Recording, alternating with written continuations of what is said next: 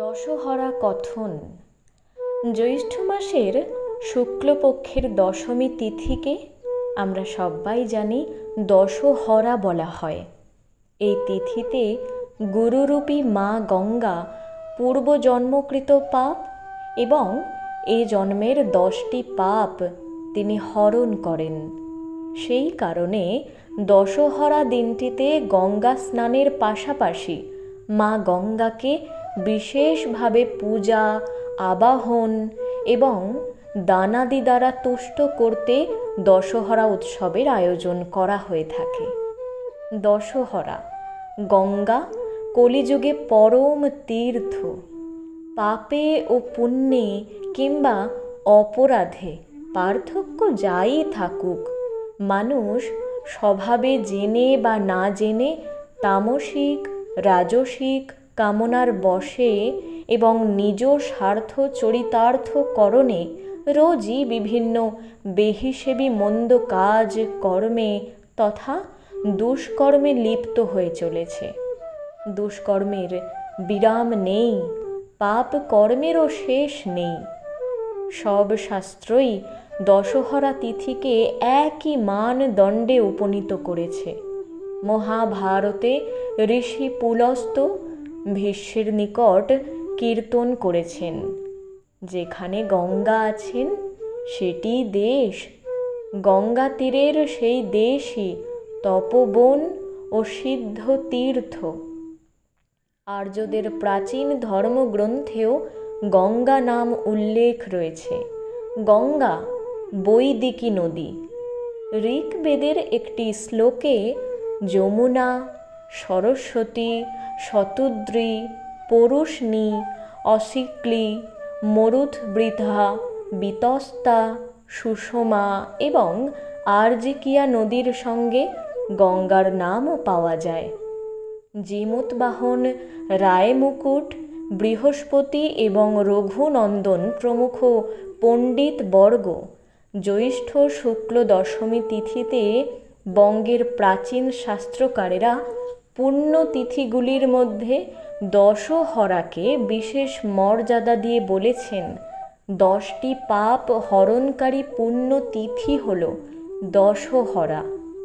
দশহরার প্রধান ধর্মীয় কর্ম গঙ্গা স্নান।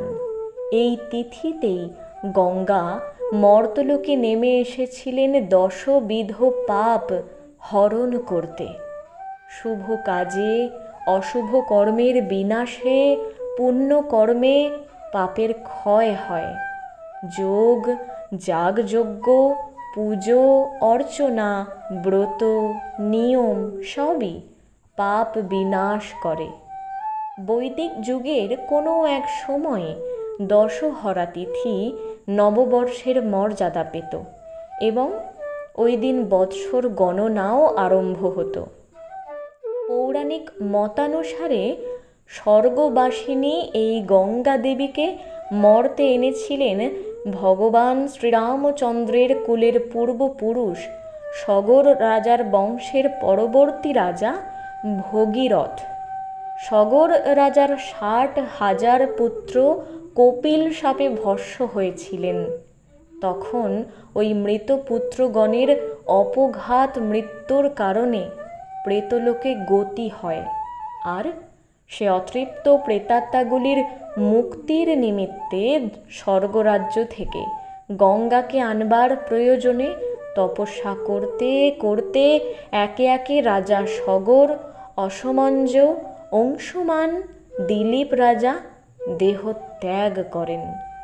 অবশেষে দিলীপ রাজার পুত্র ভগীরথ সফল হন। প্রসঙ্গক্রমে দেখা যাক 10টি পাপ কি কি। পরদ্রব্য হরণ, অযথা হিংসা অর্থাৎ বৃথা প্রাণী হত্যা এবং পরদ্বার গমন অর্থাৎ অবৈধ প্রণয়, এই 3টি হল দেহগত পাপ। অহংকারী বাক্য, মিথ্যা কথা বলা, পরনিন্দা এবং অসংবদ্ধ প্রলাপ বা বাজে বকা, এই 4টি হল বাক্যগত পাপ। মনে মনে পরের দ্রব্যের কামনা, পরের অনিষ্ট চিন্তা এবং মিথ্যার প্রতি আসক্তি, এই তিনটি হলো মানসিক পাপ। সবে মিলে এই 10টি পাপ দশহরার দিনে গঙ্গা স্নানে হরণ হয়। স্কন্দ পুরাণ অনুযায়ী সাধারণ ভক্তিমানের পক্ষে এই দিনে গঙ্গায় স্নান করে গঙ্গাকে যথাক্রমে উল্লিখিত কয়েকটি দ্রব্য নিবেদন করলে সার্বিক মঙ্গল হয়। যেমন 10টি অথবা 10 প্রকারের পুষ্প অর্পণ করা, 10 প্রকারের ফল নিবেদন করা, 10টি প্রজ্বলিত ঘৃত প্রদীপ এবং 10 ধূপ অথবা অভাবে 10টি ধূপ নিবেদন করা, সমূহ পাপ হতে মুক্তির কামনায় গুরু স্বরূপ মা গঙ্গার যথাসাধ্য পুজো করার বিধান রয়েছে। তথ্যসূত্র বাঁকাচাঁদ মুখোপাধ্যায়।